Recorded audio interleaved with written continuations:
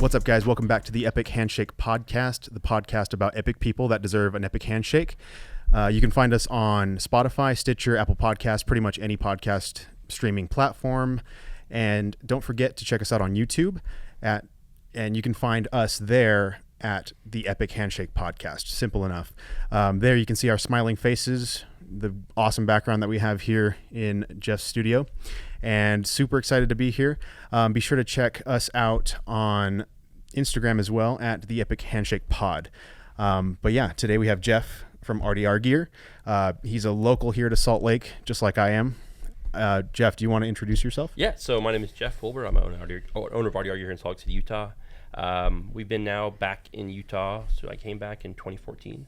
Cool. So I'd been spending 10 years in South Florida, and that's where RDR kind of kicked off, was in Florida. So we came back, and home is here, my mom is here, my brother, I have 2 nieces now, so being closer to family here versus Florida was a big deal for it. So for sure. Yeah, and we were never going to go to business there. Chad was never going to pack up and come to Florida, so it was right thing to pack up and come back home to Salt Lake. So yeah, that's cool. So to give some background on the business, I mean, if you haven't already, go ahead and check him out on his website, rdrgear.com, as well as on Instagram, RDR Gear. You see a lot of the soft goods that he produces, a lot of the canine stuff that he produces, custom holsters as well. So how did you get started with that, man? Because I've seen a lot of people get into that just willy-nilly, but it seems, this business seems pretty thought out. And so it kind of has twofold. When I was in South Florida, I was working in executive protection. I'd been in security field for quite a few years, always as kind of a side hustle, right? And then here in Salt Lake, I was doing a bunch of work in Sundance. I was doing all the nightclub security stuff down in the valley. Yeah. And I kind of got picked up by a gentleman here in Utah. He's since passed, but he had an EP firm. And he was doing, he was former Secret Service in a very traditional suit and tie type environment, where you kind of just, it was a lot of walls and halls kind of thing, right? Sitting in the corner, watching the wall, doing stuff. People get off the elevator. So when you're doing things like Sundance, the NBA, Jazz, and playoff games. Right. So that grew. Cool. And then 2002 Winter Olympics game. And there was a couple of contracts there. We had some people. And one of the guys we worked with had a company in South Florida. And he's like, hey, I got some jobs. And a couple of buddies of mine who were working the field at the time, we packed up and moved to South Florida. And just literally within 2 weeks we were gone. I sold everything I owned, the car, everything, furniture. I took clothes and went to South Florida. Huge change there. It was huge. We went out for like 3 days and I fell in love with it. You know, culture, food. If you grew up in Utah, you grew up here in Utah? I actually grew up in Arizona. Okay. Yeah, all good. So I think growing up here, like being, you said earlier, you were Utah State, right? You said? Yeah, I went to. So being a Latino or a darker skinned person of any culture, any race or any nationality, going and living in Cache Valley, you are one of a very small handful outside of college athletes. Oh yeah, right? For sure. And then like the people that are there that are minorities, they're in like small little pockets around the town. You know what I mean? They kind of stick to themselves, do their own thing. And it's cool. But so when I left Florida or else Utah and got to Florida, I'm like, oh my God, there's all this demographics, the cultures, diversity. I'm like, okay, I'm in, right? So we came back, we left.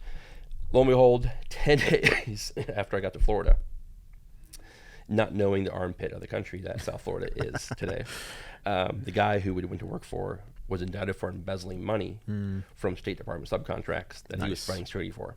So literally 10 days to the day, I had lost the job that I had moved to Florida for. Dude, it was rough. So I had the 2 other buddies. I went back to what I knew. I went back to gun shops and I went back to nightclubs.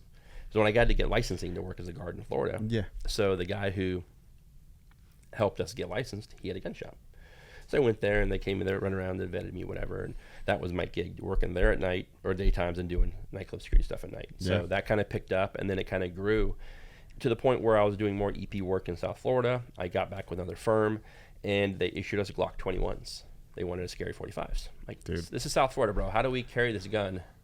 Suit and tie was one thing, but doing Saturday beach events or Sunday beach events with a client, I'm trying to figure out. And it's just one night I'm like, all right, I get a holster, local cop shop, grabbed a leather 3-slot Galco thumb strap holster off the wall. Cheapest thing you could find, right? Cheapest thing I could find. Yeah, quick, dirty. Grab it, shove the gun in there, off I went. That night we were at a nightclub event, And it was a little weird. And you work in things like security. And I think it's our industry as a whole. Your brain kind of looks at certain things like, what around here right now could hurt me? You know? Exactly. And if you've ever been in South Florida or a bottle service type nightclub, they put sparklers on the champagne the girls run around. Well, that sparkler has a wire. Looks like a circle and a wire stick come out of it, right? That's right. Well, if you reverse palm them, the metal is in the palm, and this 3-inch wire spike will come straight through your knuckles. Oh, so I've seen dudes in nightclubs just start stabbing, punching people with them. It's a wild. So now they got a plastic, but when they first came, they're metal. Insane. So long story short, I didn't know that. Yeah, it was a weird thing. My first night working, when I got to South Florida, there was a fight. Dude got punctured right under the rib, and we couldn't figure out what was wrong with him. Paramedics, he had to collapse lung. You know, so it was a wild, and they realized that when they lifted up his shirt, it looks like a number 2 pencil poked you. But we realized it was a sparkler, the wire shaft from the sparkler. It was basically a prison shank. Yeah, exactly. Yeah, exactly. Jeez. So that was one of the things. So that night we were working this nightclub detail, and we had a client there, and one of the girls who's predominantly of a different nationality that shouldn't be drinking, shouldn't be, you know, has a very different affluential lifestyle there in South Florida. Hammered, puking on herself, whatever. So part of the job as EP, working EP, is not so much worrying about this client being hurt or someone, you know, gunfight or kidnapping. Yeah, for sure. It's babysitting a person who is simply, my dog is over here dying. Oh, you're good. Hi, dog. Somebody who's simply trying not to be embarrassed. Yeah. Right? And that was the job. So we get ready to leave, you know, we're getting cars already staged, and we get there, another gentleman of the same ethnic diversity background as we're this an Arab family that was one of the University of Miami. He was very, very typical male. Everything was, you work for me, snapping fingers, and the staff knows. We know what's very up. macho. Yes, very macho, very machismo. Like, you're going to do what I say. I know. I write your check kind of thing. Yeah. And this is not the first time. This young lady's father and I had worked for quite a few years together. So it was a very good relationship there. And we were leaving, and this was getting out of hand. And when we got to the point we were going to leave, dude has his right hand in his front pocket of his jeans, and his fist is balled, and I can tell in his hand he's got something in his hand, right? Because he's not just has a hand in his pocket. And so Daryl was a kid who, I shouldn't say kid, he was much older than me at the time, but Daryl was a former police officer, played college football, had a stint in NFL. Daryl was 6'7", 240, just literally like you took a giant block of cheese, put it on 2 legs, and took logs for biceps. The man was huge, just insanely he was fit. yoked. At the time, I think Daryl was probably, I bet Daryl was probably close to 50 when I first met him. Oh, jeez. The body of like a 30-year-old. Dude, just Jack Diesel. Right, and just one of those very freak intimidating. Specimens. Yeah. Oh, but yeah. Nicest dude ever, Southern accent, drawl, you know, just a big teddy bear. But this individual was blocking our exit, and it was getting a little bit tense. And I didn't know what was in that pocket, if it was a knife, blade, whatever. And Daryl's blocking. I can't kind of see behind him. He's kind of blocking. I'm holding this person who cannot stand on their own, and my other guy's behind me picking up the rear. And I'm thinking, okay, if this thing gets crazy and the voices are getting loud, the demeanor's getting loud, and I'm thinking, even if I had a gun already, I could maybe. But when I went to do so just to be a little ready, I couldn't get the gun out. There's a leather holster. When it was a brand new holster, I didn't do anything with it. I bought the night before. Oh, yeah. When I put it on the belt, it bound the holster over, and it pinched a pistol inside the holster. Right. I couldn't get the gun out. So I'm pushing up dude. on the muzzle. Of course. Trying to get it out, and I can't get it out. So I'm telling Daryl, we got to go, man. Let's move past this dude and let's go. It's not worth it. He reached out, and sure as shit, the sparkler shaft was in his hand. And as soon as that hand came out, was one right hook from Daryl, and done. It was over. We left. Didn't look back. But that thing, again, it's literally imagine being stabbed with a coat hanger or a blade that was just a shaft that was no bigger than a number 2 pencil lead. Yeah. It could have been all kinds of things, heart, lung, whatever. So again, it was one of those things that made me realize that, being more prepared than just assuming someone was weak or small or anything of that nature. And South Florida ended up really showing me a lot of different things, because here in Utah, we'd throw down, fight, throw the dude out. And that on a Friday night, Saturday night, he'd come back, he'd buy him a beer, he'd shake your hand, I'm sorry for being an asshole, apologize. Yeah.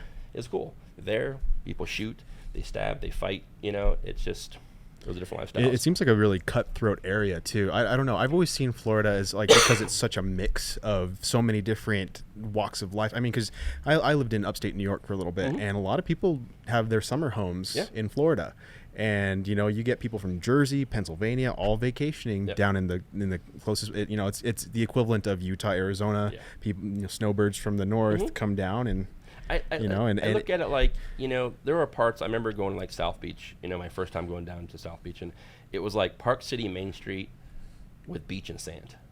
Okay, I can see that. Very, very upscale, very boutique-ish, very cliquish. But the only difference is when you go to Main Street, you might see one nationality or all bunch of locals, doing t-shirts and surf shorts, whatever. There in Florida, it's everybody and their mother out there, Asian, Hispanic, you name it, that's there. And it was cool because but also you look right across the street and it's a straight hood. Yeah, it's the dope boy lifestyle that every hip hop song is made off of. King of Diamonds is in every rap song. Yes, sir. Trap music. All that kind of stuff. It's very dominant in South Florida. Yeah, and then you get the Latino, Cuban culture, Dominican culture, and my first time getting lost in Doral, Florida, and trying to get directions. No one spoke English.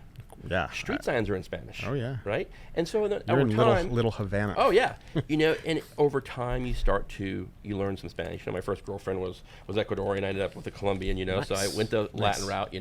My time in South Florida, but it is one of those things where you have to understand. You have to be blending your cultures because you will learn lots. I dated a Jamaican girl for the longest time, and I remember the first time going to a Jamaican restaurant and walking in a place that's half the size of this room. And this woman has meat hooks on this ceiling, and off these meat hooks are whole oxtails, still with the hair on them. And she's over there slicing and pulling down the fur. And it's like, this legit place ain't. But man, the food, bro, I'd go to right now. I'd chicken, go right man. now. Get chicken, curry, goat, black-eyed peas and rice. The things I ate in South Florida, and the places I've been. Going to. Little pier bars, and getting a bucket of beers for $5, and some dude bring us oysters that they just pulled out. It was a thing. There were so many things in South Florida that I miss, but then so many things in the first time my girlfriend's car got stolen, ended up in Little Haiti, getting ready to do a chop shop. First time a car broke into, there's a different lifestyle and culture you have to be aware of. Yes. Urban Beach Week, it's one of those things that you have to be aware that unfortunately certain parts of this country, it's like we can see it today. Even being Latino, you can go to, even you being Latino, there are certain places that you couldn't go in. It's a dominant Latino neighborhood because of your image or the way you look or how you speak or et cetera. So for me, it's one of those things that I am concerned about that. I also know so many people who've never left their Utah bubble. It's true. Who just simply don't think. Like even you could say that about pretty much anywhere too. Like in Phoenix too. I have tons of friends that grew up with, went to high school with, community college with, all this stuff, and they are still there. With nothing wrong with that, but they don't really travel. They're so stuck either because it's an economical thing. Maybe they can't afford to travel, or maybe they just don't want to. But it's really nice to see those people that have actually left their little bubble because.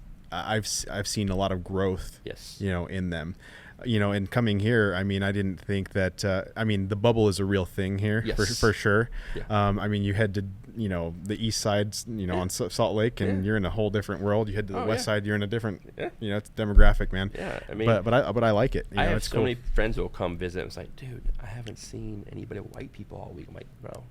You got to go look for them if you don't, they're out there. But, but I also think too, it's great because my mom is Japanese. My dad is as white as white can get, and people ask me quite, sometimes we talk about my brother and we talk politics sometimes, I think like in Utah, that bubble is a very kind of, I think it puts a lot of people at disadvantage.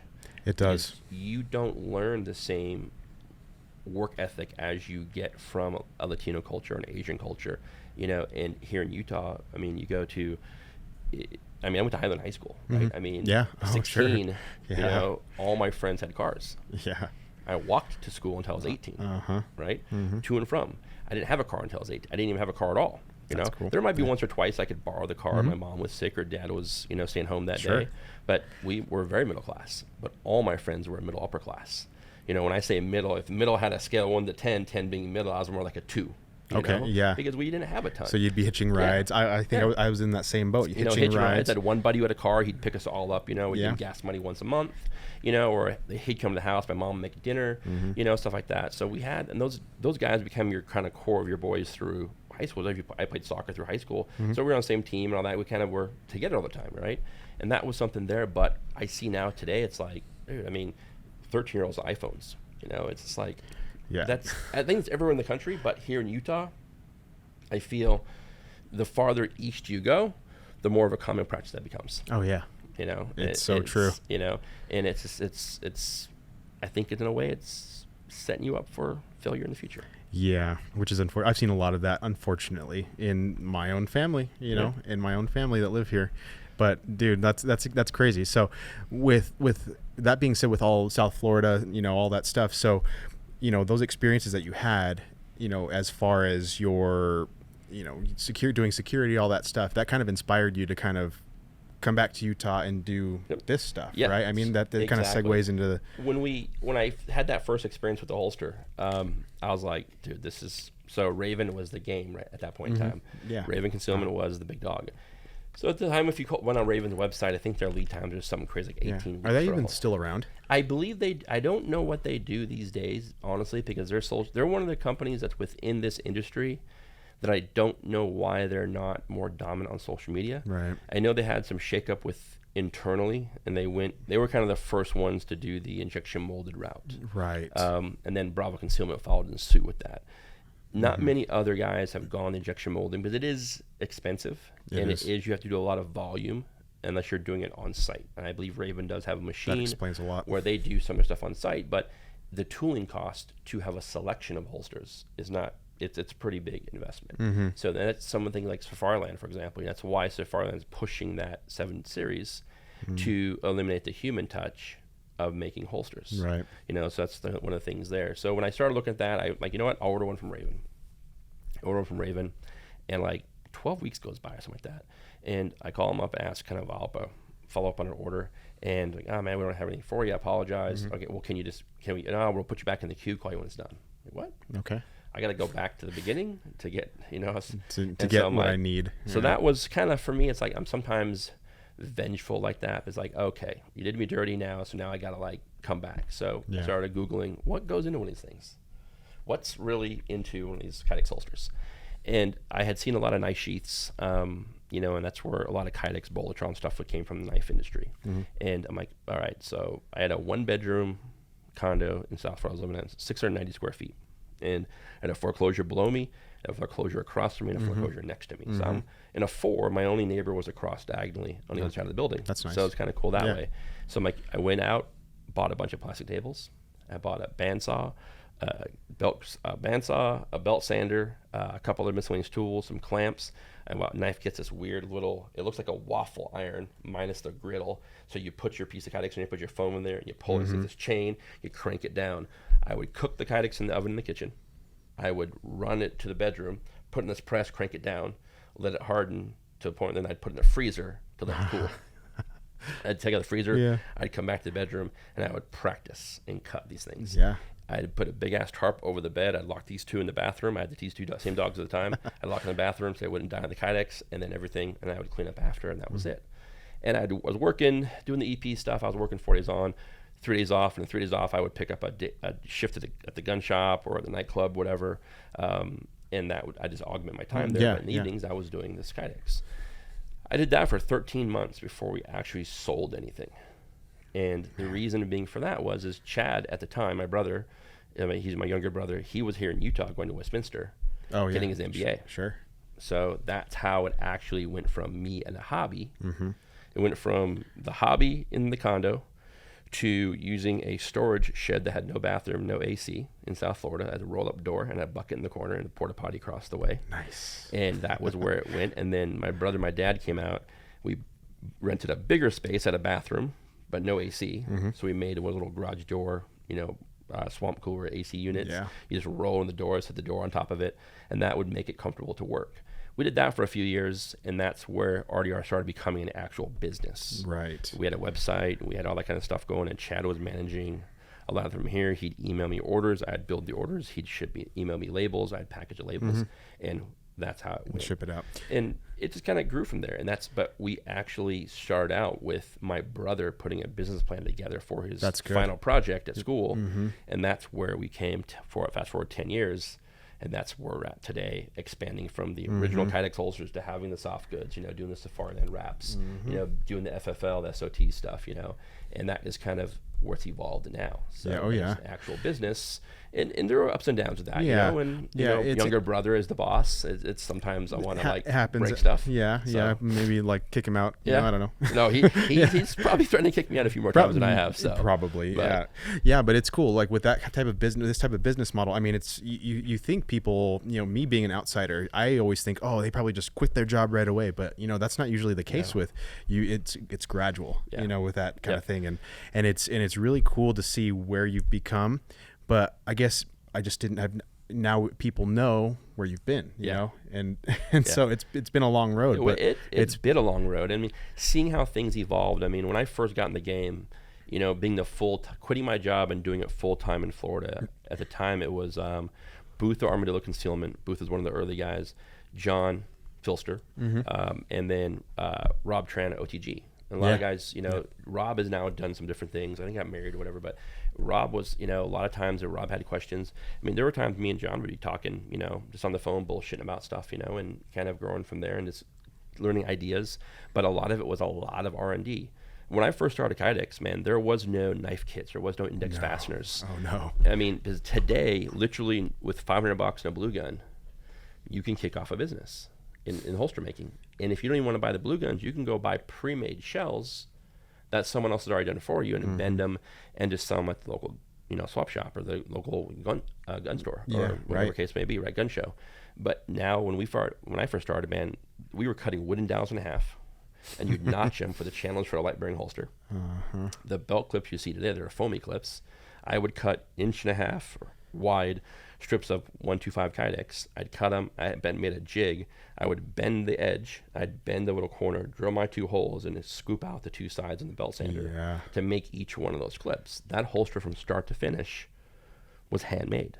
How long did it take you? Back then, about 40 minutes to make a holster. Okay, and I'm sure it's a little less time now. Now with a Glock 19, I can probably make a Glock 19 instead of waistband holster faster than you can finish a beer.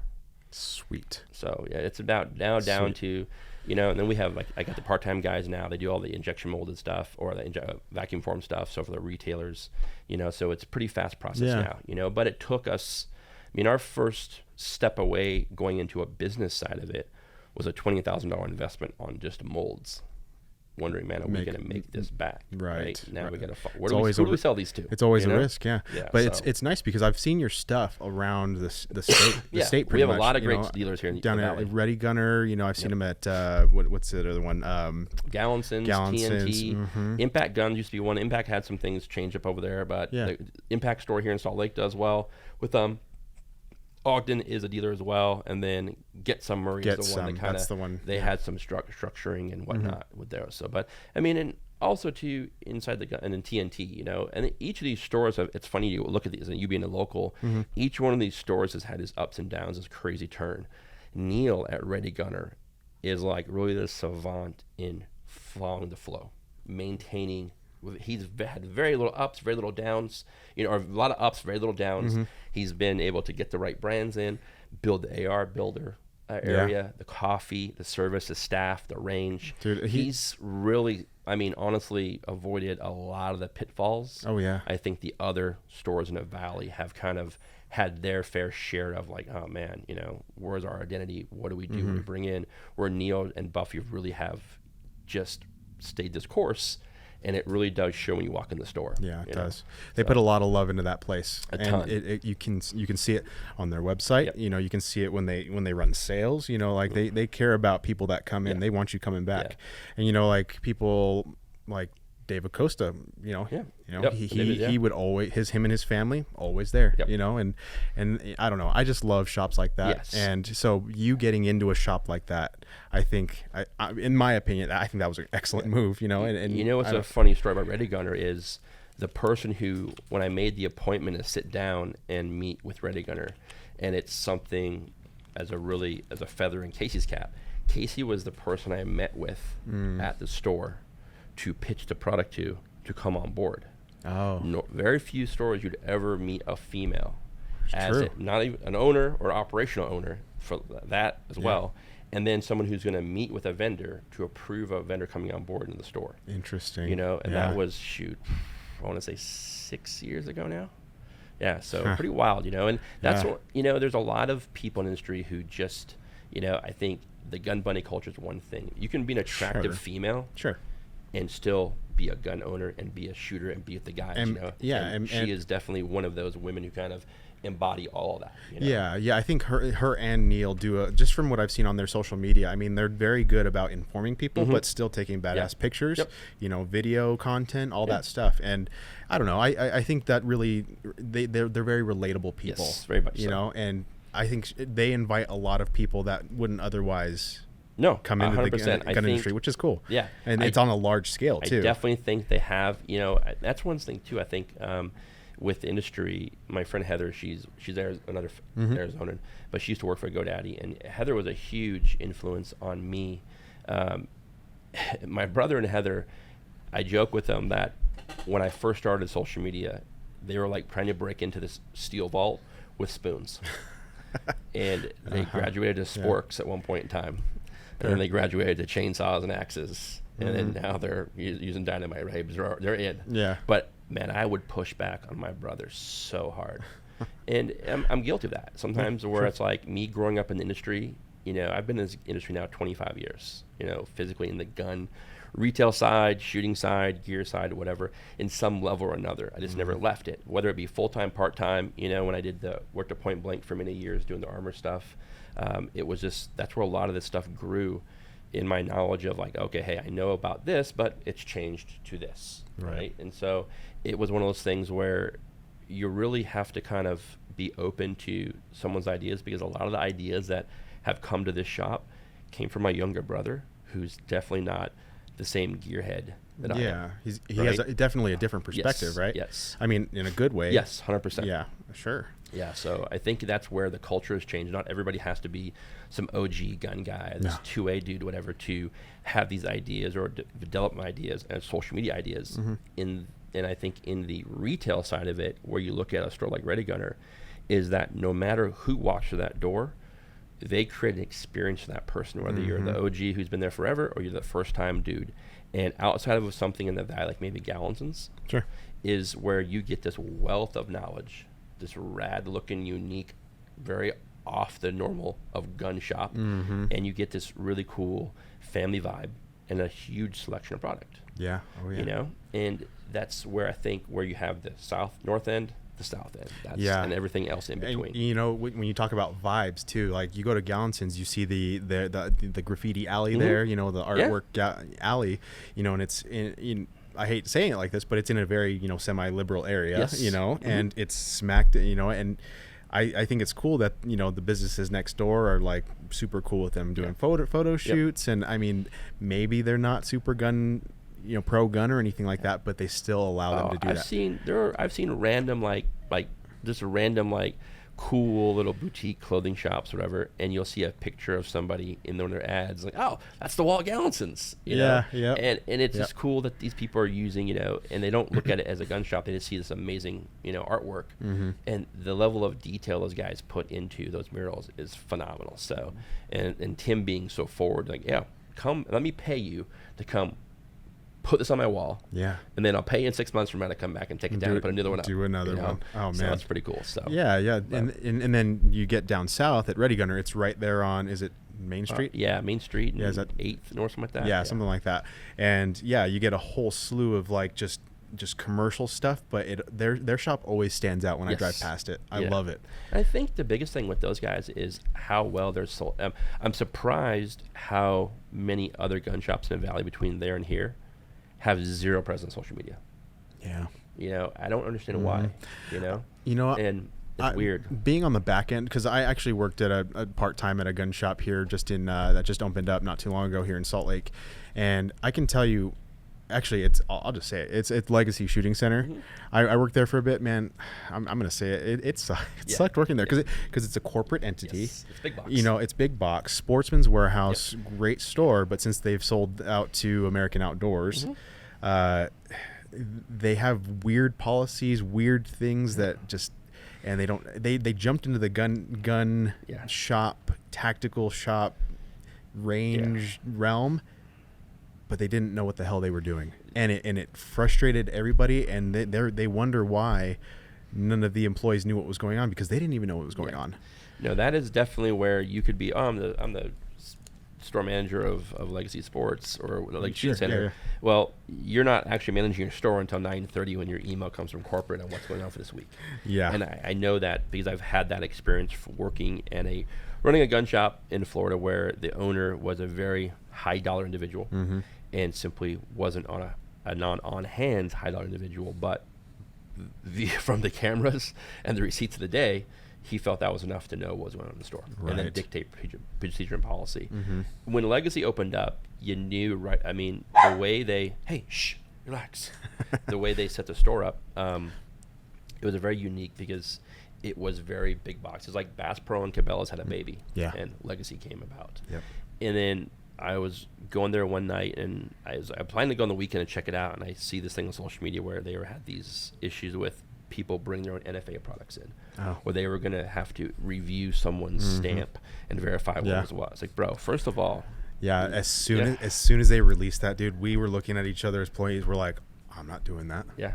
Hell no. That first off, I don't want to get in trouble with the NFA. Yeah. Because I'm not the NFA. Why should I? Why do you even care? Because there are dumb people in the world, right? But if you hone 3-hole drill and ARs, you want to go to your local gun shop to test them, man, karma will get you either slipping in the shower or lightning will get you in the parking lot, but something will happen to you in due time. Sure. But for you guys to say, and then, we have an NRA certified instructor who's going to, NRA doesn't know shit about NFA. No.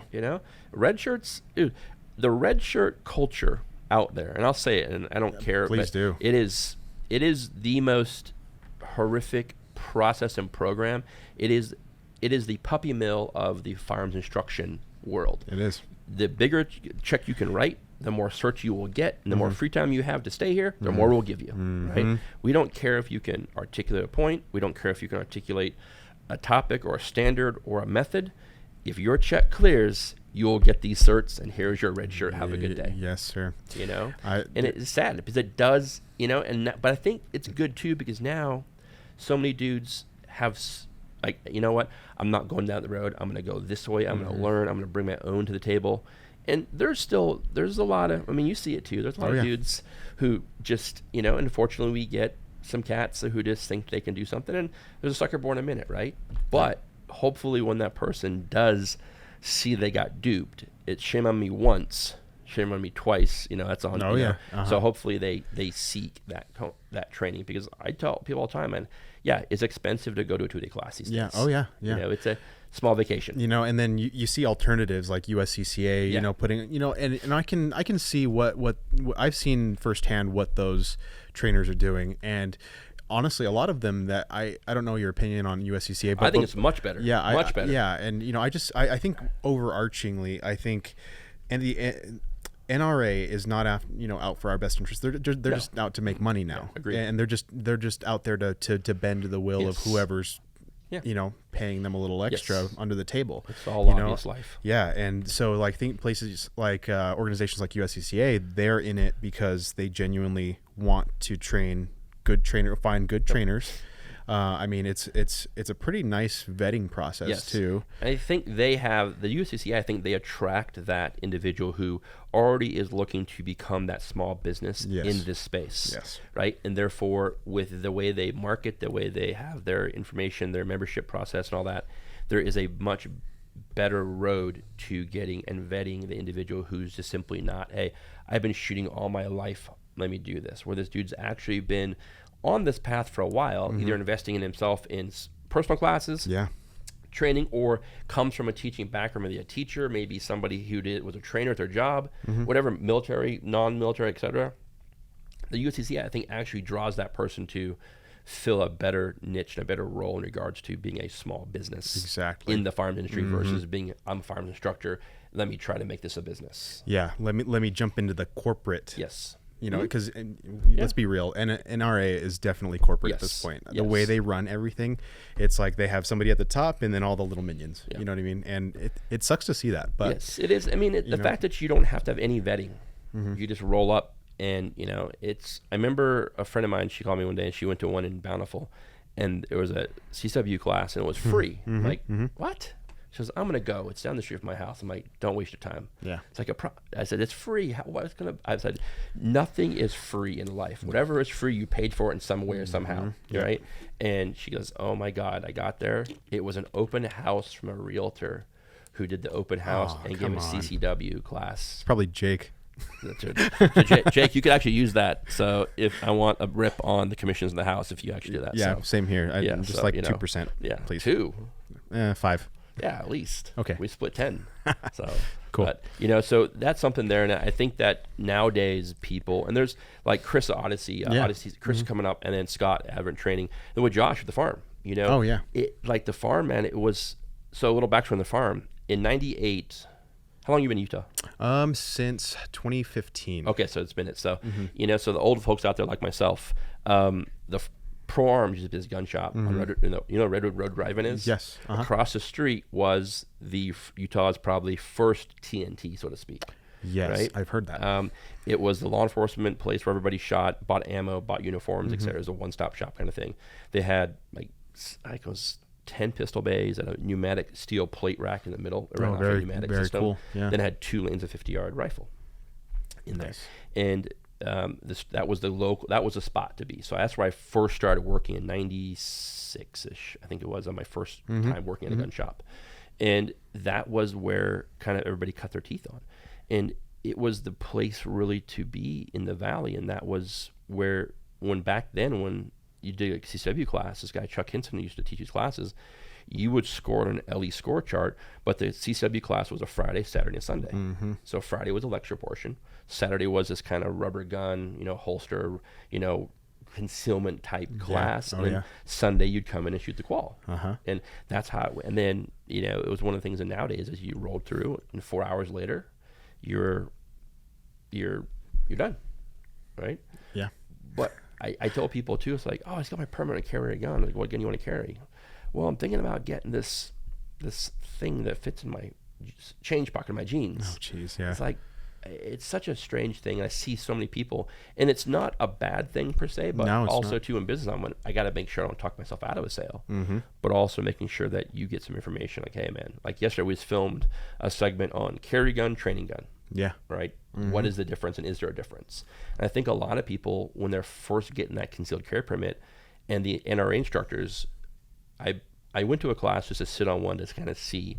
I think that dude probably said printing at least 200 times. Nice. And it was such a fear that I see people, they cannot show at all.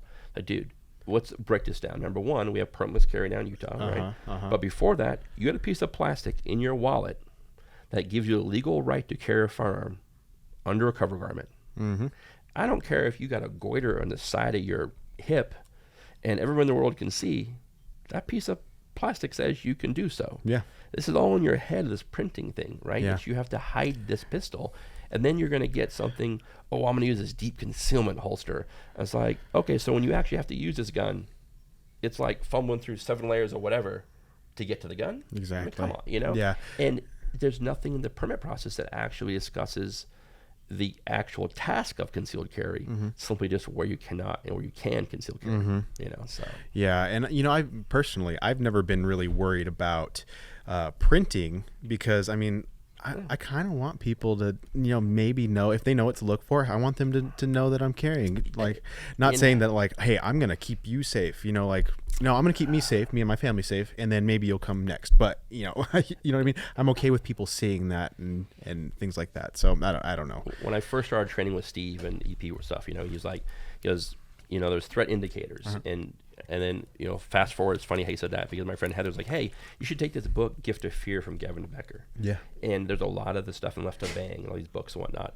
And he's like, you can profile somebody just by what they're wearing. Like, today, I mean, you wear a very ruggedized iPhone watch, right? Yeah. Black multicam hat. Those are two things that probably tell me you carry a gun. Oh yeah, for sure. Right? Yeah. So I look at it like, I don't care that you look, but also too, like, you really think in today's society, some other dude's gonna eyeball check you for a gun or whatever in this woke world we live in today? Yeah. That why you look at me? Because I'm Asian. What, you got a problem because I'm Asian? You know, it's like, bro, why you staring at me? You know, dude, it would go sideways quick. Woke culture. Exactly. Yeah. So many people worrying about this, that, and the other, man. Just be on you, but have the skills and knowledge and training. You know, skill to affect change. You know? Yes. And if you can't do that shit, then don't get involved in it. But if you can, make something happen. You know? Yeah. But it's a different, man, everybody wants to be that 3% honey badger sheepdog, but man, sometimes you might just be more of a hindrance and a help. Yeah. Yeah. And so, like, you know, in my experience, I've seen a lot of people that, you know, take, you know, concealed carry classes and they use the word, I went to a training class.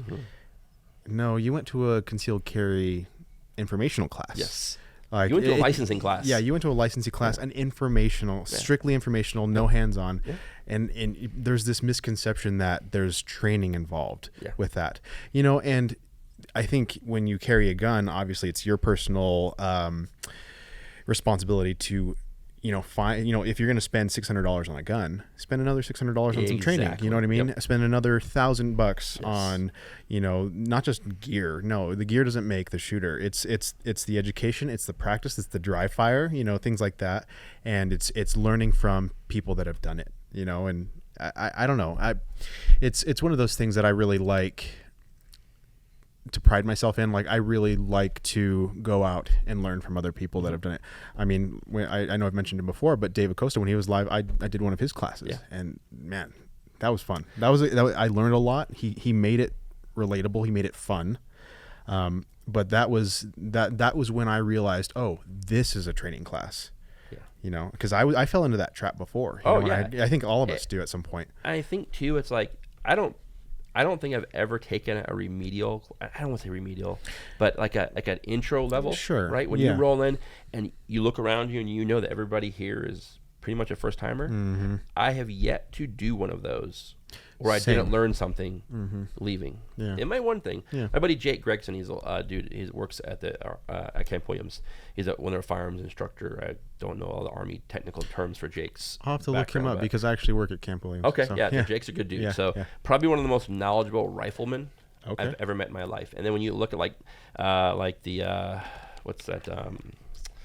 Like Rudy and like Ridgeline guys, being a rifleman, right? Jake is a true rifleman. We've been down to Buck's class before, and I watched him bring out his Army issue M4 ACOG and slay with all the dudes running 3 to 18 tremors, 18-inch guns, cans, and just crush it because he understands the weapon system. It's all about proper, finite execution of the fundamentals with that system, right? And I look at those things and like you guys in your weekend get-togethers, and I watch you guys on Instagram, whatever. That's a great way for dudes just to be able to see something someone else has. Hey, and you were talking about the kid from is it European kid? Sheldon. He's from South Africa. Okay, yeah. So talk about 226 holster and stuff, Yeah. And then it's like, you know what? Then like I saw the kid, that kid went out and spent money on an outside the waistband or kind of a drop off to the holster for a 365 XL. That's the gun he had. He put gear forward to buy something to let him train at a different level than simply just shoving it inside a waistband holster and putting a T-shirt over it and going to the range. Yeah, a lot of people gave him shit for that. Oh, I know they did. But like you're right. That is totally a good perspective. And Sheldon, I hope you're watching this because this is good information. Like it doesn't matter. You're right. He's out there to train. He's out there to get better. And then when he gets a different gun, he'll just buy another holster for that gun and train the same way. That's the gun he can carry. Exactly. And now he's got that, and that's it. I learned this the hard way because, capacity in training, capacity is king, right? And in concealed carry, capacity is not so much king, in my opinion, right? Sure. Because I don't carry a spare magazine. I'll sell a spare magazine to somebody, but at the end of the day, partly carrying a spare magazine, in my opinion, is not so much that I need more bullets to end this threat. Right. It's just a mechanical device, and Mr. Murphy might be bored that day and want to roll up and mess my party up, Yeah. And that's where I'm looking at that. But also, as a concealed carrier, you can't just be that dude who loaded the mag 4.5 months ago and it's the same mag you're carrying today, and you haven't rotated those rounds out or just emptied them out one day, let it spring rest or whatever. But we could probably go on the street today and find 100 people who loaded that magazine, God knows how many months ago, and it's the same one they still have loaded today. Yeah. You know, and not that it's their fault, but that wasn't something they were ever trained on. Right. They bought a gun show class, bought some type of holster, local retailer, carried the gun, and that's where it stopped. Yeah. Right. Or they consume social media content, which is a great way, but is the dry fire there? Is the updating? I mean, I think if we probably took 10 of our closest friends, got together and piled up all of our old shit that we bought over the years, we'd fill this room. Guaranteed. You know? I could probably fill a room. You know, but it's unfortunately the way it is. We buy stuff we just don't know. You know? I had a customer the other day, came in, he's carrying a 10 millimeter. It's a Farline outside waistband holster, level 3. Because he worked in one of the city buildings downtown at night, and some dude rolled in with a hammer. Didn't have a gun. Had a gun, but was in his bag in his car. Okay. So his goal is to maintain this one, and maybe budget issues are a concern, right? Not people like us roll up and pick whatever gun they want to go and grab that and go that day, right? Yeah. But he's the only one gun, but he doesn't want to take. It's not that he wants to take the advice. My advice is not overcounting his permitting or printing issue. But yeah, man. You know, it's interesting. You know, I guess another question I kind of had for you that I wanted to know: what are your goals like as you go forward with RDR Gear? Like, what do you hope to achieve? Where do you see yourself in the next 10 years? You know, my goal right now is I think we're going to shift from Kydex, because we offer damn near 80 something models. Because for me, it was old school. A lot of times, I mean, you have something unique, we foam mold, and I just mock up a pistol and make a holster, right? Sure. So, but I can't be tied to that bench all the time, right? No. So, you know, like Parker just walked in, you know, Parker does a lot of our CNC stuff. And so, you know, the goal will be to reduce the amount of Kydex stuff we offer. You know, things like, you know, man, you know, Jake wanted one day, is like, hey, I need a left-handed Mark 23 holster. It's like, bruh, for real? You know? And then he's like, every time Jake calls up, in my head is it's left-handed. Fuck, it's going to be like 2 hours of time. Yeah, you know, so. yeah. But, you know, everybody has that one left-handed friend. But I want to be able to expand some of the holster models to the CAD format, so we can get molds made for those. And that way we can still keep a decent selection, but also there's got to be some ROI in those mold options, right? I've got to be able to make sure these are the pistols. You know, chasing certain guns, you know, is tough because, like right now with Mod Light, you know, there's going to be, you know, it's a very unique topic right now because so many people have, I think, on the light stuff, it's like 300 to Mod Light going forward, and then being able to expand to gear. So I want to continue moving this forward because the goal for the plate carrier option was to be able to build products for dudes who were able to, one, price point, availability, and scalability, right? This placard, this is not everybody has a plate carrier, not something new, but this now augments our placard, our gas mask, our amp bags, med bags, etc. That way you're not retrofitting to other people's products. I was wondering when you guys were going to start this. It was a minute. I mean, it's been through. Then I also wanted something that was able to comfort. Dudes are wearing these things. For us, we do a class. You're listening for 8 hours, 2 days straight. You know, or working. You know, did you play football in high school? I did actually. Okay. So remember how shoulder pads had this weird like oval, you know, kind of like a yoke type shape to them? Yeah. Well, when you lay down the plate carriers on the floor, same oval shape. So football pads weren't on the trap muscles right here. They were on the skeletal shoulder starting the collarbone. That's right. Same concept, the carrier. So it's going this direction versus this direction. Most carriers now, when you put them on your head, it rubs up and over the edge of a t-shirt. It rubs the neck right here, right? Or if you put it over your head, it hits your ears going over. That is not. So that was one of the main features of the plate carrier, to be able to have that yoke shape go in this direction to where it wasn't going to rub. That's why it doesn't have any kind of padding. That's right. No buckles, no padding. The strap, before a lot of plate carriers would meet in the middle, and you have the elastic strap that goes over the plate carrier to keep the seat covered. Those tails tuck into the molly portion of that carrier. So little things like that. So as we grow these things forward, to be able to bring different elements to, gear that's, a lot of my friends have been in law enforcement. I have a lot of, guys still working in the job. I've been to too many police funerals. My goal for this stuff is to be able to give the dudes who are, especially women and males as well, give them the ability to buy product that gives them a bit of an advantage. Mm-hmm. Because at the end of the day, as much people trash law enforcement, and those are random fucking strangers. Yeah. Who are coming to save your ass, even though yesterday you wished pain and suffering on this person, mm-hmm. or laughed when one of their brothers and sisters was killed in line of duty. Yeah, for sure. But yet they're here today to help you, right? Mm-hmm. And that's a big, it's like the Marines who perished today. It's those dudes had nowhere to fight anymore. No. They got tabbed. Hey, your unit's leaving. Oh, okay, we'll go, right? But I mean, for those, was it 12 or 13 of that 12 Marines and a sailor today, I think it was. Uh-huh. That's just in today. It's 2021. Yeah. And service members are dying in Afghanistan today. Yeah. That's just a trip. Yeah. And I really feel for a lot of those, speaking of current events, with the things going on in Afghanistan right now, I feel for those, those guys and gals that did serve, during the Bush era, during the beginning of the Obama era, you know, I mean, it really stinks. I can see where they're coming from when they say, what did I even fight for? Yeah. And so it's just PSA, reach out to your local vet. Yeah, for real. If you know a veteran, in the past 20 years, that they've served in the past 20 years, reach out to them. Instead of reposting some meme on Instagram about Biden or whatever, man, reach out to a dude who was down there, who may have lost a friend, who lost a limb, something traumatically happened to them in their lives, lost a marriage over it, lost children over it. Reach out to that person mm-hmm. here.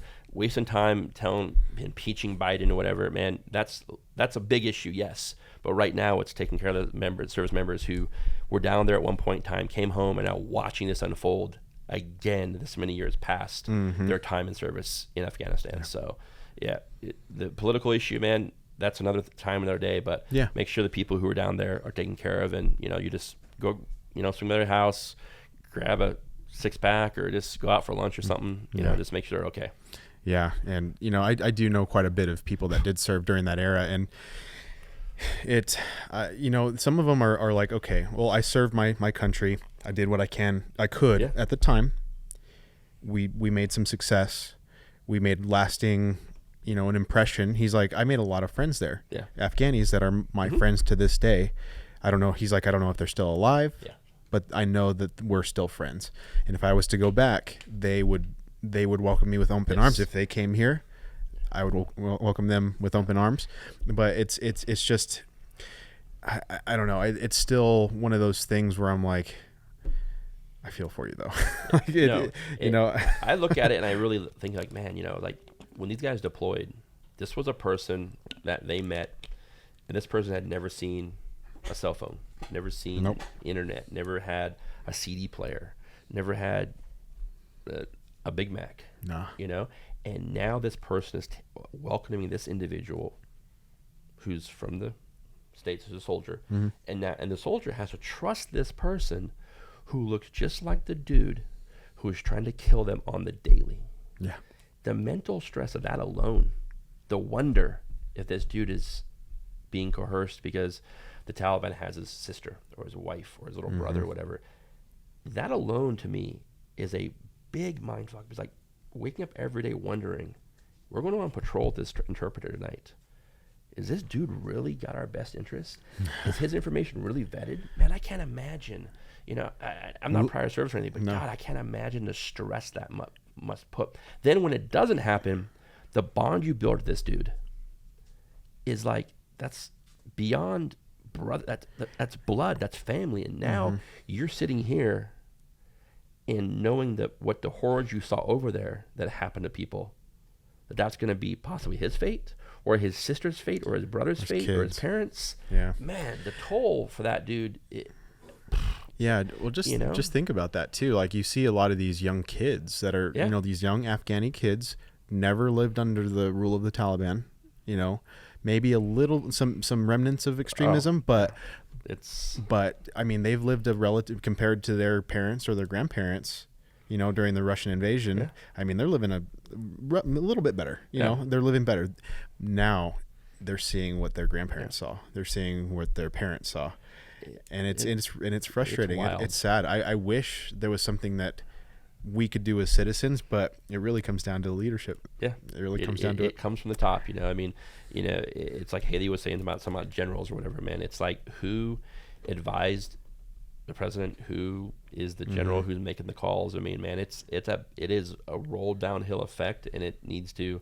Man, it's craziness. It's craziness. And I always wondered how other presidents would have handled it too, like how Trump would have handled it, or how Bush would have handled it. I mean, how Bush did handle it. I don't know. It would have been interesting to see those change of the chain of events that would have happened. I think when you have a bunch of dudes like us who didn't serve, right? Sure. And when Trump was president, it's like, you ever see that movie Dave, where the president has like a twin and he goes in for a day, like, and he's just like using common sense shit. Like he calls his buddy who's like a budget guy for like the local city, whatever. Yeah. It's like, all right, we're gonna do this budget together. I wonder if you just straight up did black and white common sense stuff today. All right, here's what we're doing. Here's how this is gonna go down. These are the steps in the story. Yeah. No right or left, no partisan, no nothing. Just this is common sense. I'm the boss. I'm signing this. Moving forward. And I wonder how, if you could take that approach in the perfect world, it's like Afghanistan doesn't have really much for us. No. Right? So occupying, staying there is on one side of the table, not much there. Yeah. Because then if you pull out and leave as a whole, these allies are still there. Then you kind of just turned your back on them and left. But if we do bring them in, we have the border crisis. Now we have to vet these people coming, right? How does all of that, it's like, man, that's a big plate of work. It's messy, and it takes decades to figure out, unfortunately. Yeah. I don't know. You can't just build a whole nother place. Hey, you know what? This is our new Afghanistan, and here's where you're going to live. That'd be a perfect world, right? But it ain't. Yeah, but the big opportunists are definitely Russia and China. Oh, for sure. Because we had all this time to extract all of these resources that people say. Well, if you hear the counter arguments, oh well, Biden did a great job of pulling out when he needed to. Well, I mean, because we've been extorting the land for a long time. No, we haven't. We haven't been extorting that because we had the opportunity to, if we wanted to, but the people, now we're seeing the true colors of all these other nations. If it wasn't already obvious, like, oh hey, you've got natural resources that we're after for our tech. You've got ore and coal and humans. It's just and the fact that if all these Afghan partners and all the allies are over there, the interpreters and the employees and everything that help the U.S. in time, why did their special interest visas take so long to get processed? Why weren't their numbers every year annually being brought in? Like, hey, listen, thank you. Come on in. Thank you. Come on in. Thank you. It's like, I have a friend of mine who's a Latino guy. He's been here in Utah now for 13 plus years. Not legal. Dude is the hardest working man I've ever met in my life. Sure. His children are the most polite individuals, so well raised. His wife, I avoid his wife because I'll gain too much weight. She feeds me like there's nobody's business. And, and it's like, and he has one sister who's single, so I got to be careful there. Sure. But it's like, this dude is still trying to get Emir status. 13 years. Yo. Thank you for everything you've done. Have a good life. Yeah. It should be that simple. It really should be. It should be that simple. Just the paperwork, just the background. It should be like everything. Yeah. It should be a 7-day process at a It should be walking in, getting a driver's license. You come in for your learner's permit. We vet your background, run your checks, all that. Great. You have no criminal history. Yada yada yada. You've been doing. You've held a job for this many years. Blah blah. Done. Here you go. Have a good life. Yeah, and if you look at other countries too that have fairly lax, like dual citizenship, I couldn't name any off the top of my head, but I mean it does not take 14 years, 13 years. It takes a year, a year to 3 years, maybe 3-4 years. Luis has been doing stuff that, and I don't say this lightly, but the man works a very labor-intensive job. When I've because he can sew as well, right? Yeah. So he over here, and I was helping him one time, and we were talking, and it's like, man, it's like this dude works so hard, yet gets so little, and has zero to say about it. Just get up and grind. and he's thankful for being here. Yeah, and he's grateful that he gets to give his children more. Yes, exactly. And I've always seen that. I mean, my grandpa was an immigrant from Mexico. I mean, that's all he ever wanted. Yeah. He was already older when he got to the United States and when he married my grandma. But it was interesting because he didn't care. He thought it was, to give you some perspective, when he would take my mom and their siblings back to Mexico to go visit his parents, that happened maybe 2 or 3 times in my mom's whole life. But when they went, my great grandma was so in awe that they just simply spoke English. Yeah. And they were speaking English to each other and Spanish. It just blew her mind. Yeah. And she would say to my mom, like, "Wow, I can't believe how intelligent and smart you are because you did things that I've never dreamed of." She's like, "I speak this backcountry Spanish and then I speak a backcountry native language." And she's like, I just can't believe it. You're going somewhere. Just language in and of itself. It's funny because my mom, my mom is 70. My mom is 74. It's funny. I should know my parents' age more often, but I don't. I don't anymore. My mom is, I think she's 74, 74, 77. I can't remember which, but she's got a citizenship, recently, right? My mom has been here, so a shit ton of years. I can't remember how many years now, but for her to go down there, study, take the test, nail it the first time, and she's in there. And what was sad is and this is where I'm not an anti-masker per se, but I also believe in some of your rights. And if you're in a safe environment, this woman just got her U.S. citizenship, okay? And she could take a picture next to the Statue of Liberty, the little faux Statue of Liberty, in her big U.S. Department of Immigration whatever, and she had to wear a mask to do so. Nice. And then we couldn't go take a picture with her at that point in time because too many people in the room. Yeah. Even though at that point in time we did it, we were all vaccinated. So little side note there, but with your mom and stuff, but it's cool. I mean, my mom it's like my mom is first generation Japanese. I was just like, it was funny, and the kids, like, my buddies come over to the house and, bro, if you can't read it, don't eat it. Right. I mean, but it was one of those things that it was so cool to see that. And you look at today, and I think it's like your parents, my mom, I think those are the people who, the younger generation of today. I wonder where those people that woke younger 20s, younger 30s people, I'd like to meet their parents and then meet their parents if they're still to see where this shift occurred, and how did you wake up in this world just thinking that since you say so, it should be done. I'm seeing that in so I'm 30 years old. I was born in 1990.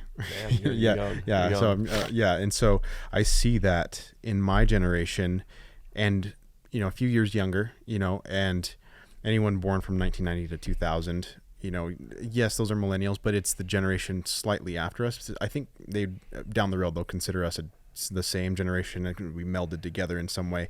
But I'm seeing that those people, my people, are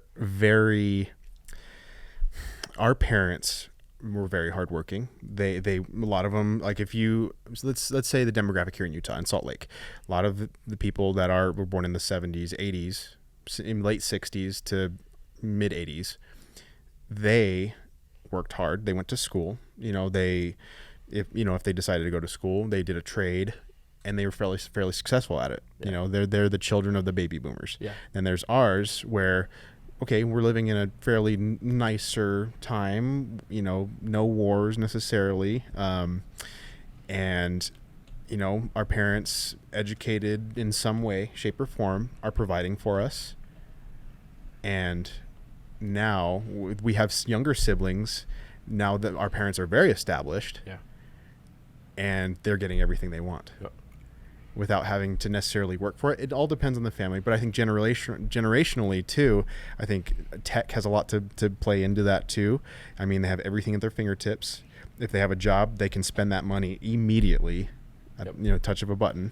Whereas it used to be, oh, hey, can you drive me to the store? Can you drive me that? Now we just hop onto Amazon and buy that. And I think I think this generation, is it Y now? That's what they're called. It's after the millennials, where they're now saying, like, I think they're going to be known as, what am I thinking here?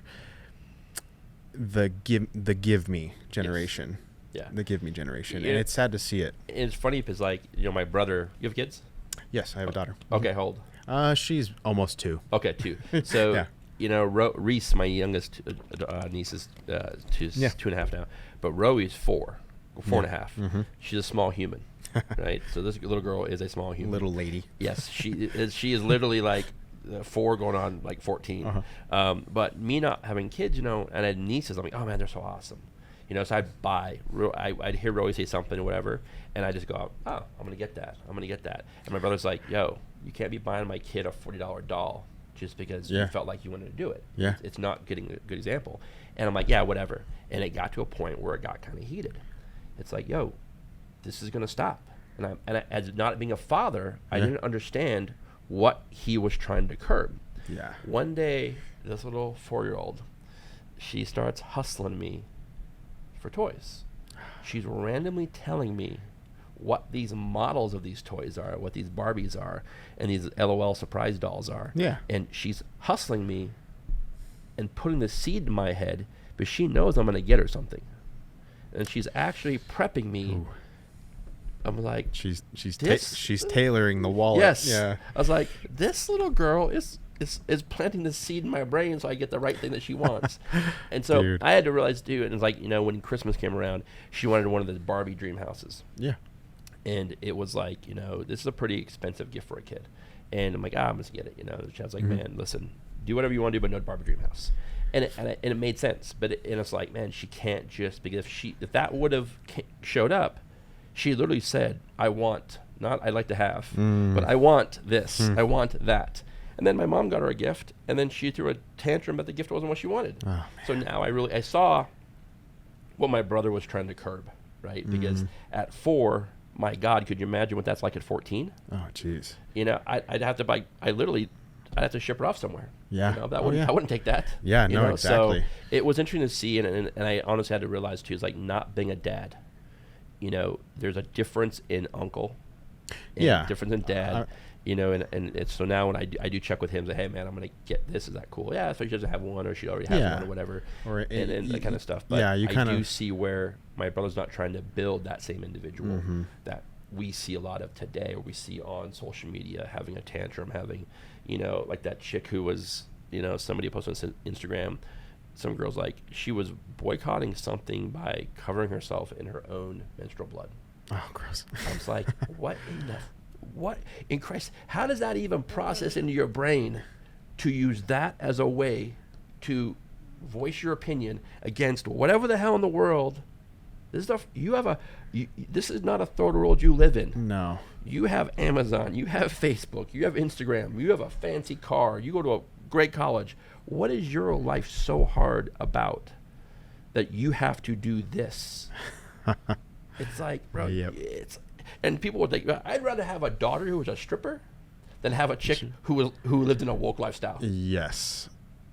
I mean, that's a pretty fine line. Yeah, but I for was sure. Like, she's an entrepreneur. She makes good money. She's investing, but she's working. Yeah. I don't have to pay for this child of mine to, And, going back to what you said about your niece, kind of hustling you, how does that translate, to somebody that's 30 to 40? What is that generation going to look like when they're 50? Yes. I don't know if there's any previous generations that even come close to something like that.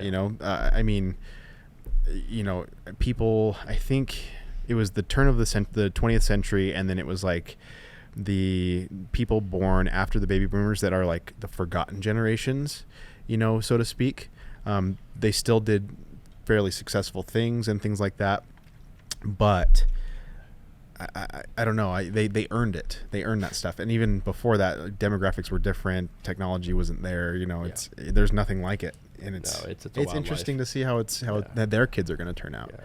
It's like a cycle. It's like if you had a kid like Chris Blau, if he grew up, it would be like kind of rough though. Oh yeah, big baby Huey over there. Yeah. He doesn't shave the beard though. I think he could do like you got a good beard like going on. You got the Latino beard, right? Yeah. But it's like him. It's like the whole like. I'm basically unibrow beard, It's like, I tried to make this thing look like I'm homeless. Sure. Well, excuse me. I should say houseless now is a new word. Houseless. Okay. Houseless. Yes. Let's be PC here. No, but so I got a question for you now. So we've been on a tangent back in the gear side. When you guys do the training stuff, is that just a group you guys put together? Yeah. So you probably seen maybe a couple of the previous episodes where I had my buddy Leaf, I had Logan and Isaac, and they're part of this group. We've just kind of people that just kind of moved into Utah, have already lived here. We met each other at some range day, some training class, and then we just kind of put a little group together. Oh, right on. Yeah, and actually a couple of the guys, they are part of the Utah Shooters. What is it? The Utah Firearms Association. Okay. And they are pretty active lobbyists. Like when it comes to talking to representatives, getting the word out, they're right there. They're sending emails, making phone calls. And mind you, these guys have full-time jobs, and they do an excellent job of keeping us on top of, hey, there's going to be a town hall meeting where they're going to talk about wearing masks in this area or at parks, or something, like things like that, and or, hey, there's going to be a town hall meeting about concealed carry, being prohibited in a certain building or certain whatever. They're on top of that. And so that whole group of guys that we train with, we have some northern guys everywhere north of Salt Lake County, and then there's the one off in Logan. I feel for him. He works at Black Arch, I believe. Okay. He works at Black Arch. And then you've got a lot of the guys in the south, and I think those guys are a little more I'd consider them kind of the shining beacon of the group, because they actually they've been doing this a long time. Like they've been out shooting for a long time.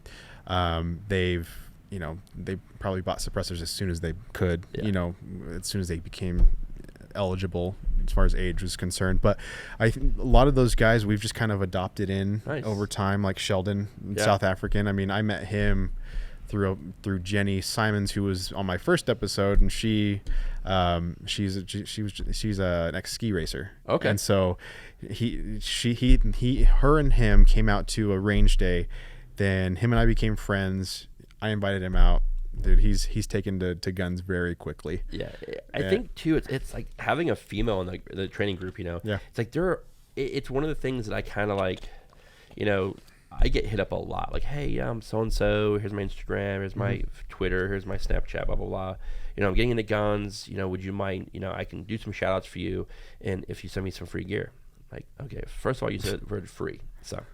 That was no, right? If you said discounted or a coupon code, whatever, I might consider it. Sure. But if I look in your Instagram page, and the first 9 photos on your Instagram profile are you with minus clothing or very least clothing and not doing something in outdoors, family, guns, shooting.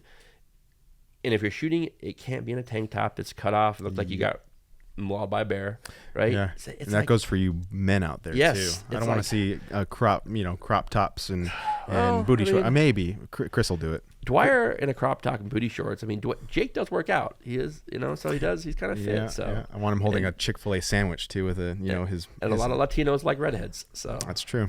I'm saying. Yep. But so I think that'd be a great way. But I commend those dudes. The reason I ask that, because it is hard sometimes for me to get up in the morning on a Saturday and take my ass to the range just to go shoot some paper. Yeah.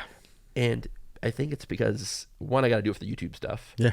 And 2, it's like I'll go to a class all day. That's like a vacation. That's a mental checkout. Oh, yeah. But if I got to go wait, you're going to hang up the targets and you're going to have stands out? I just got to hang out here, look at my magazines? I'm cool. I'm in. Yeah. But if I got to go, I got to hang up my own targets and I got to clean up my own brass.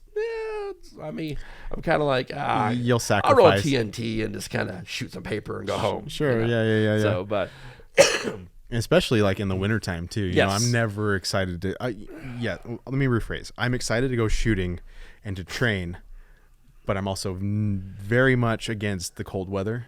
That's what I miss about Arizona, because we had the mild winters. We have, hot summers, but you get over that. You see people like, I don't know if you've heard of Garrett Ross. Garrett Ross.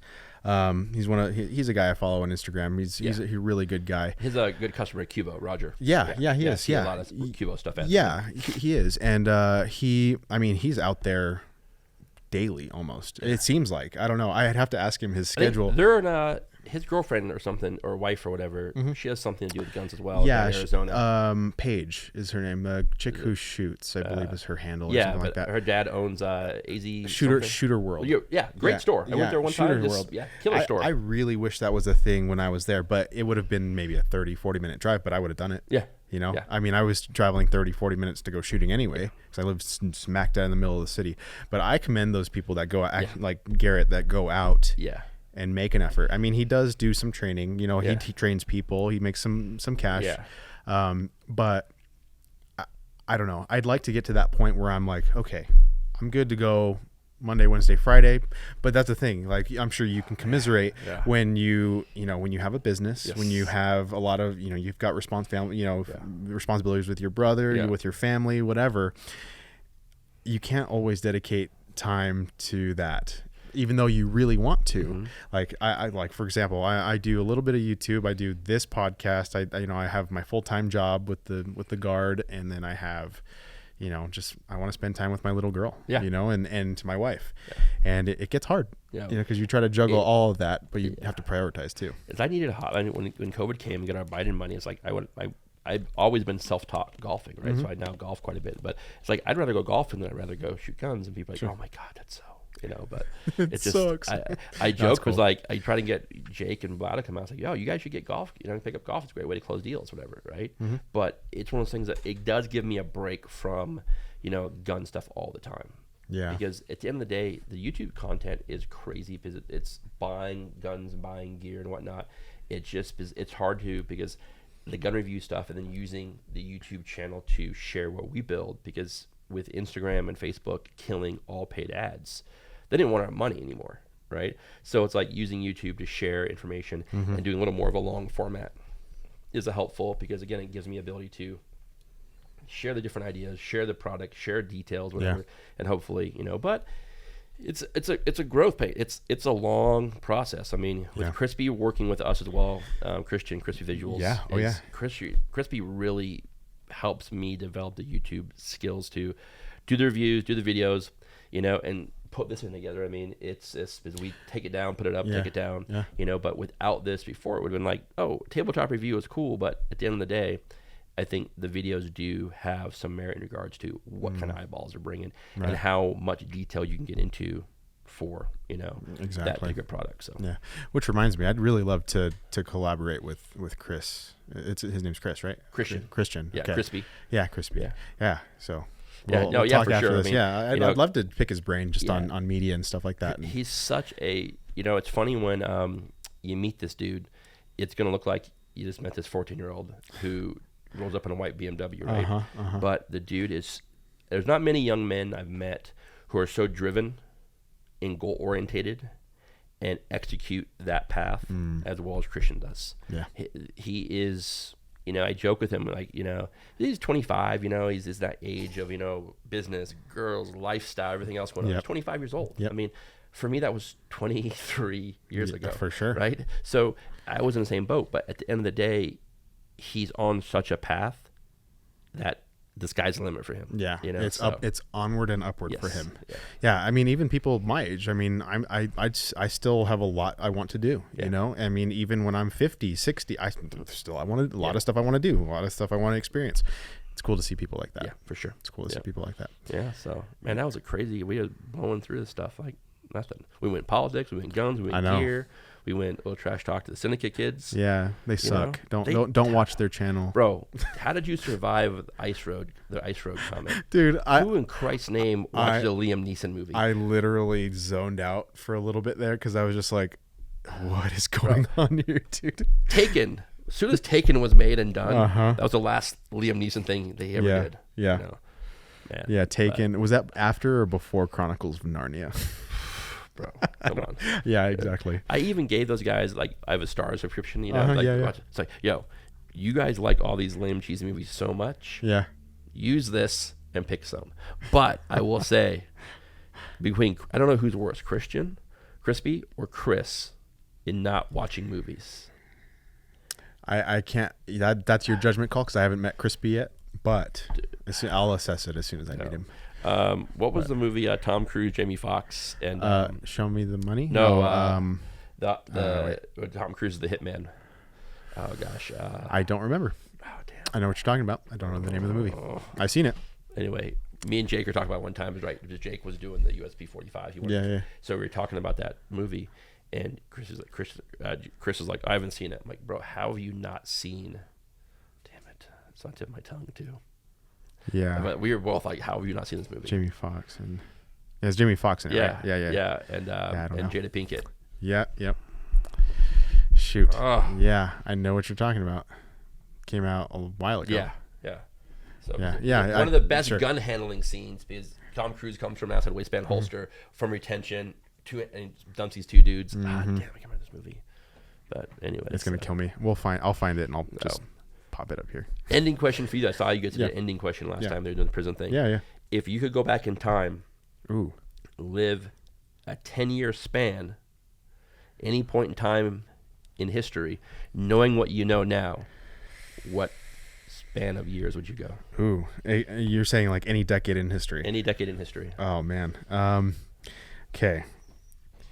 I would probably go back a decade just for the sake of experiencing it and knowing that I'm not going to be killed, is to go back to like the Aztec Empire, like the decade before the Spanish arrived.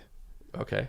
I know that's a little off the cuff. I'll give you two, but yeah, that's where I'd go, because I'd grab a handful of gold, maybe some, I don't know, whatever just see the city. Yeah. And then I think I'd probably go back 10 years ago in my life. Really? Yeah. Okay. I would. All right. I would. That's fair. Yeah. So. And I don't know. I'd probably I wouldn't say fix anything. I would just adjust some things. Okay. In my own life. Fair. Okay. I'll go two as well. My first, I'd go back. Sorry guys, I just killed myself. My damn chair. It's the hazards of the job. Yeah, exactly. I would probably say junior high, 7th grade to 12th grade. I would tweak those years. Little better investment of time and energy on studying versus kind of just going the flow, right? Mm-hmm. Yeah. My 10-year decade, I would go 1980 to 1990 in Miami, Florida. Ooh. Cocaine cowboy days. Get yourself a nice Ferrari, living that. This shoulder pads. Those shoulder pads. Do my white Testarossa. Oh yeah. Chick with feathered bangs. Uh-huh. Dude, I watched those documentaries. I've been to like the Dadeland Mall and stuff, and I lived in Florida. The history and the things that went down. It would just be rad to see it in person. Oh yeah, dude. Right, just the craziness, the amount of money that came in, the amount of dope that came in, the business that were built on it, just where they stashed the money. Like yacht culture. Yes, like billionaires making money off being billionaires off of cocaine. Yes, it would be wild just to see the lifestyle and what you could, and then knowing what I know now. Whew, man, yeah. Oh yeah. It'd be legit. That'd be insane, man.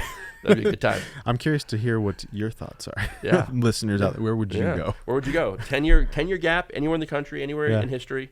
It's like, I think it would just be rad to be able to, and then knowing what you know today would be pretty. But you could jack up some history. You really could. That's why we wouldn't go back. The first one is just like, oh, cool, yeah, history, awesome. But yeah, even messing up your own life, or never meeting somebody that you loved. Oh, for sure. My question is though, do you retain your memories from your previous existence, or do you lose them as you change things? I guess that would kind of defeat the purpose of of even going back. Like, why would you go back knowing what you know now? True, if you're going to forget it. If you did those changes, man, it could put you in a whole new, like things like you might not have met your wife. That's true. By being a better student, I might have never gotten here. Right? You'd be an accountant somewhere. Exactly. I don't know. I could be, a lawyer. Yeah, exactly. Yeah. Some horrible mid-level job doing, in a basement somewhere in the Pentagon. So, who knows? Yeah. But no. So anyway, that was my closing question for you. I appreciate that, man.